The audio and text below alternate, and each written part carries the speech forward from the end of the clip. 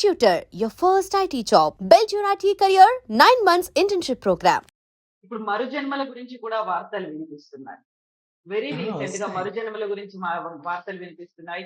గతంలో కూడా జరిగిన గత జన్మ గురించి కూడా చెప్తున్నారు అనే వార్తలు కూడా ఉన్నాయి.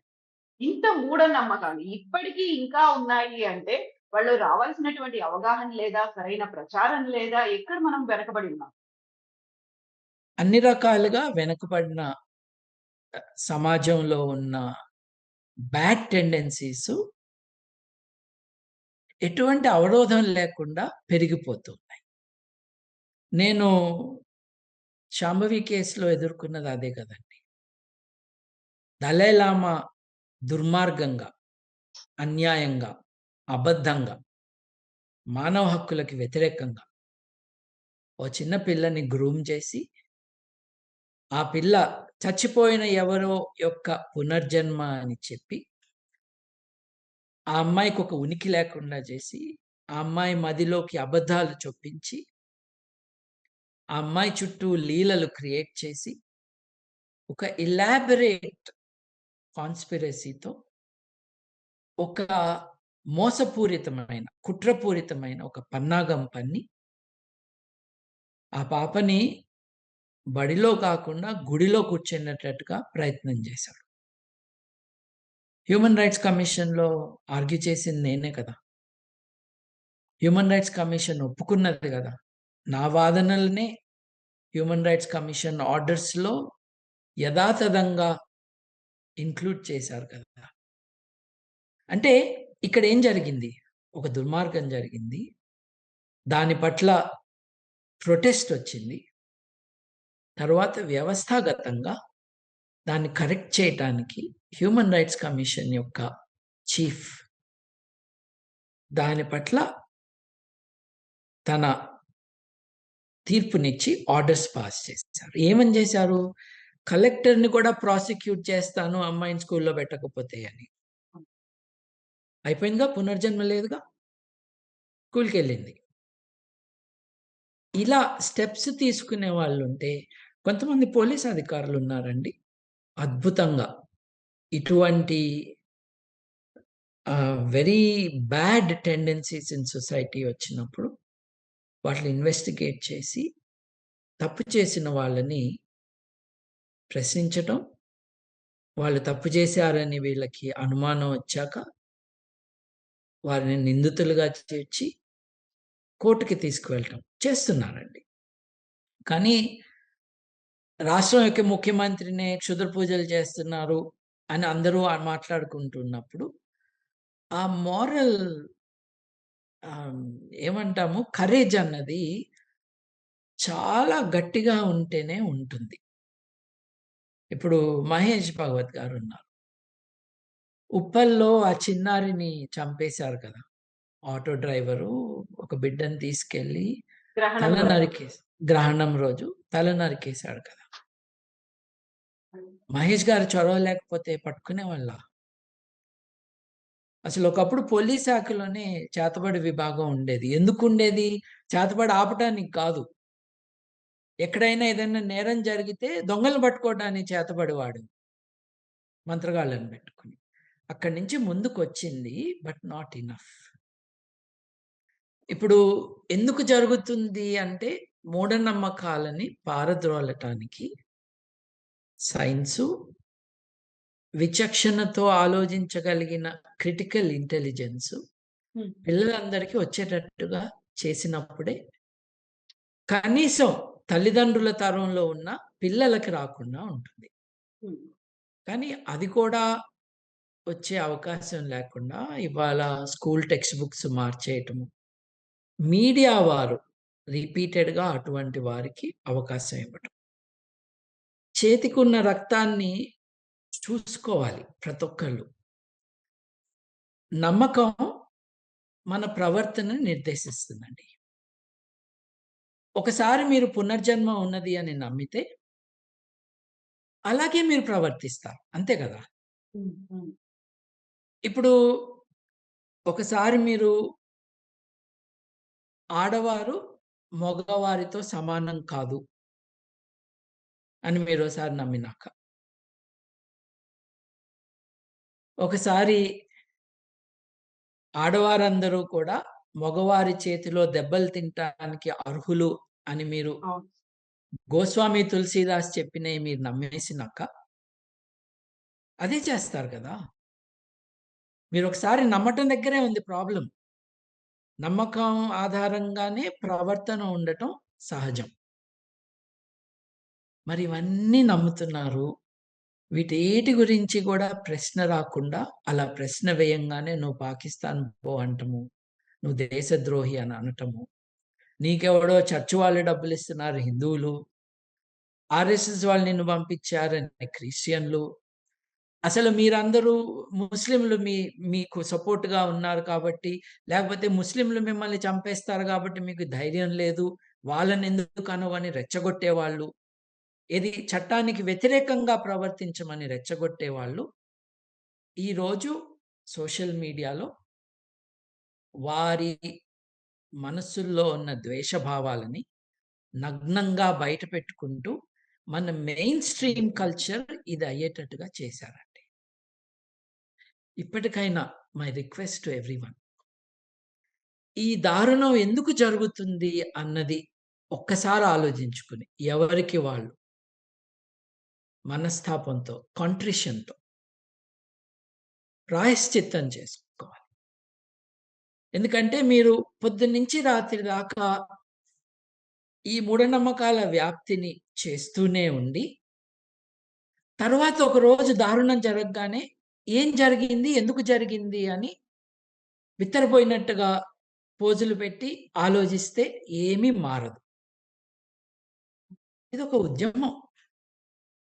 మన సమాజాన్ని ఆధునీకరించటం అన్నది ఒక ఉద్యమం, ఒక కర్తవ్యం. నాగరికత కోసం చేయాల్సిన పని. మన కోసం చేయాల్సిన పని. వేరే వాళ్ళ కోసం కాదు. మన చుట్టూ అమానుషంగా ఆలోచించే వాళ్ళే ఉంటే, ఇవాల్టి పాకిస్తాను, నేటి ఇరాను, నేటి సౌదీ అరేబియా లాగా మన సమాజం కూడా మారిపోతుంది. నాకైతే నిద్ర పట్టలేదు ఆ రోజు. బిల్కిస్ బాను అనే ఒక యువతి ఆ! తన 3, 4 ఏళ్ల చిన్నారితో ఇంట్లో ఉన్నప్పుడు తన తల్లితో ఓ మూక వచ్చి ఇంటి మీద దాడి చేసి, ఆమెను మానభంగం చేసి, ఆమె ముందు ఆమె తల్లి మానభంగం చేసి, ఆమె ముందు ఆ చిన్నారి 3, 4 ఏళ్ల బిడ్డ తల పగలుగొట్టి రాళ్ళతో మోది వెళ్ళిపోయారండి. ఎవరు వాళ్ళు అంటే వాళ్ళ ఇంటి పక్కన ఉండేవాళ్ళే. వాళ్ళ బస్తీలో వాళ్ళే. ఇది జరిగింది కదండీ! వాళ్ళకి శిక్ష పడింది చాలా కష్టపడి. దేశంలో ఝాన్సీ రాణి ఎలా ఉండేదో నాకు తెలీదు గానీ, అంత ధైర్యం ఉంది పాపం ఈ యువతికి. భర్త లేడు, తల్లి లేదు, బిడ్డని చంపేశారు. అయినా కూడా అందరి బెదిరింపులు తట్టుకుని కోర్టుకెళ్ళి, వాళ్ళ మీద జడ్జ్‌మెంట్ తెచ్చి వాళ్ళని జైలుకి పంపించింది. వాళ్ళని కొద్ది కాలం తర్వాత కొన్ని టెక్నికల్ డిస్కషన్స్ ఉన్నాయి. వాటిల్లోకి మనం ఈ చర్చలో వెళ్ళాల్సిన అవసరం లేదు. నా దృష్టిలో అది తప్పు జరిగింది. బట్ వాళ్ళని వదిలేశారు. గ్రాండ్ వెల్కమ్ వాళ్ళ వచ్చింది వాళ్ళకి. వాళ్ళకి క్షమాభిక్ష పెట్టారు. క్షమాభిక్ష పెట్టినప్పుడు కారణాలేం జెప్పారు. క్షమాభిక్ష భిక్ష పెట్టడం తప్పు కాదండి. ఎందుకంటే మన క్రిమినల్ జస్టిస్ సిస్టమ్‌లో నేరం చేసిన వాళ్ళు రిఫార్మ్ అవ్వటానికి అవకాశాలు సృష్టించి, మళ్ళీ సమాజ జనస్రవంతిలో వాళ్ళు కలిసి నక్సలైట్‌లకి చేసినట్టే. జనస్రవంతిలో కలవటానికి వారికి కొన్ని నైపుణ్యాలు నేర్పించటము, కొన్ని విలువల పట్ల అవగాహన కల్పించటం. They are of good behaviour. వీళ్ళ కారణంగా సమాజంలో మళ్ళీ ప్రమాదం జరిగే అవకాశం లేదు అని జైలర్లు గాని, సైకియాట్రిస్ట్‌లు గాని సర్టిఫై చేసినాక వదలటమే. మన హ్మ్. మన క్రిమినల్ జస్టిస్ సిస్టమ్ సౌదీ అరేబియాలో లాగా శిరచ్ఛేదనాలు, రాళ్ళు పెట్టి కొట్టటాలు కాదు. హ్మ్. వాళ్ళకి స్వేచ్ఛ లేకుండా చేసి, వాళ్ళని కంట్రోల్డ్ లిమిటెడ్ సర్కమ్‌స్టాన్సెస్‌లో ఉంచి బాగు చేసి పంపించాలి అని. వీళ్ళని విడవటానికి ఇచ్చిన కారణాలేంటంటే, వాళ్ళు బ్రాహ్మణులు కాబట్టి అని ఉన్నది. తప్పా? కరెక్టా అండి? అంటే వాళ్ళని వదలటంలో కరెక్ట్ కారణాలు చూపించలేదు అన్నది నేననేది. ఎగ్జాక్ట్‌లీ. అవును. కరెక్ట్. అంటే ఒక కులంకి ఒక క్వాలిటీ ఆపాదిస్తే, బ్రాహ్మణులకొకటి ఆపాదించి, ఒకటి ఆపాదించి, అసలు కుల వ్యవస్థకే దూరంగా పెట్టి, అవర్ణులుగా చేసి, అస్పృశ్యులుగా చేసిన వాళ్ళ పట్ల కూడా ప్రెజుడిస్ అట్లాగే ఉంటుంది కదా!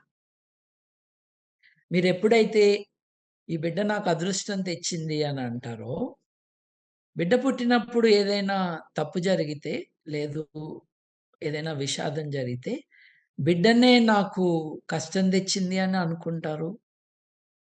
ఆ తర్వాత బిడ్డని బిడ్డగా, ప్రేమగా పెంచలేరు కదా!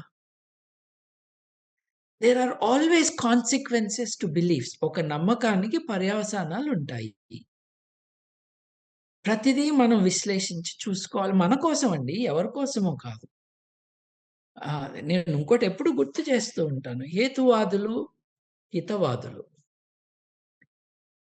మీకు మోసం జరుగుతుంది అని ఎలా చెప్పగలుగుతున్నారంటే వాళ్ళు, వాళ్ళకి కనిపిస్తున్నది మోసం.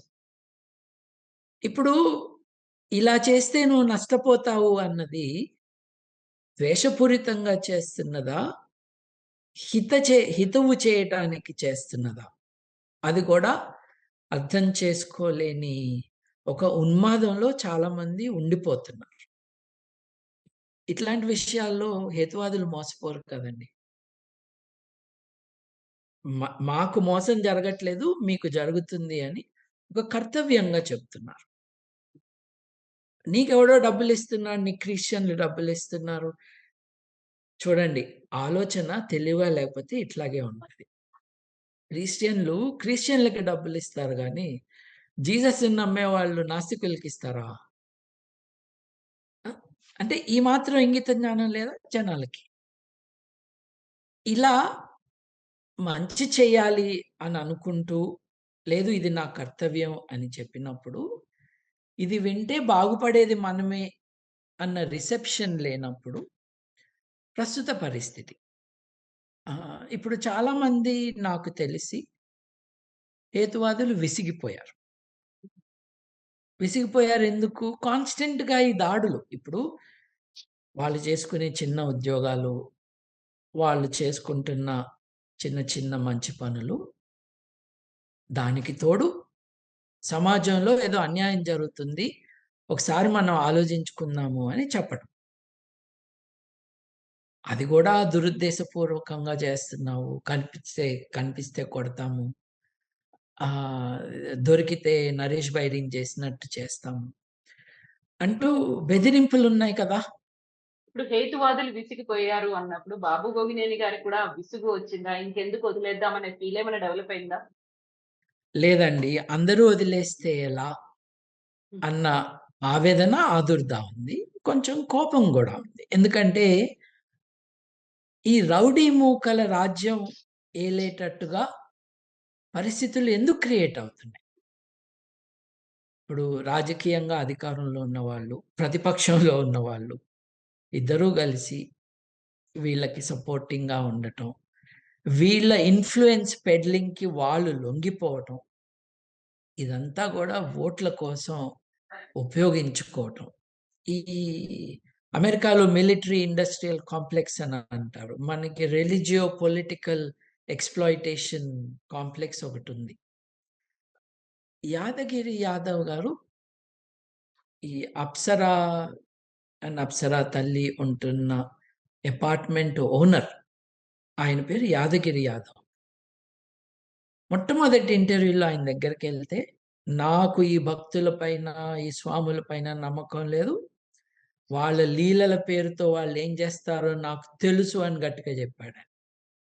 గుళ్ళల్లో ఏం జరుగుతదో నాకు తెలుసన్నాడాయన. అట్లా చెప్పటానికి అన్యాయం జరుగుతుందని చెప్పటానికి కూడా ధైర్యం రావాలి. అది అందరికీ రాదు అన్న పరిస్థితుల్లోకి సమాజం వెళ్ళిపోతుంది. వెనక్కి, వెనక్కి చాలా వేగంగా వెళ్ళిపోతుంది. అప్పుడు నా లైఫ్ నాది. నేను చెప్పాను. వాళ్ళు ఇనట్లేదు అని వెళ్ళిపోవటం తప్పేం కాదు.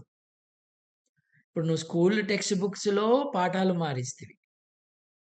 నువ్వు పార్లమెంట్ నుంచి ప్రతిదానికి మతాన్ని తీసుకొస్తివి. రాజ్యాంగానికి వ్యతిరేకంగా. విలువలు ఏది ఆధునిక విలువలు తప్పు అని, అది పాశ్చాత్యుల దగ్గర నుంచి వచ్చినయని, నా విలువలే నావే సంస్కృతంలో చెబితేనే అవి నా విలువలు అని నువ్వు మొదలుపెడితివి. విశ్వజనీనంగా ఉండే విలువలు మొట్టమొదటిసారి భారతదేశంలో వచ్చాయన్న విషయం చెప్పటం వీలు కాకుండా చేస్తివి. ఇన్ని జరిగినాక నాకు దేనికిలే అనుకుంటే అది ఇట్స్ అండర్‌స్టాండబుల్ రెస్పాన్స్. నా రెస్పాన్స్ అది కాదు. అన్యాయం జరుగుతుంది. దాని గురించి కనీసం మాట్లాడాలి మనం. ఆహ్, మాట్లాడకపోతే Iran, Afghanistan, Saudi Arabia, Lebanon, Libya, Yemen అక్కడ ఏం జరుగుతుందో చూస్తున్నాం కదండీ! అయితే బాబు గోగినేని గారు ఇప్పుడు సమాజంలో జరుగుతున్నటువంటి వీటన్నిటి గురించి మీరు ఒక మాట చెప్పారు. హేతువాదులు విసిగిపోయారు. బాబు గోగినేని గారికి విసుగు రాలేదు, అలసట రాలేదు. బట్ సమాజం ఇరానో ఇంకో రకంగా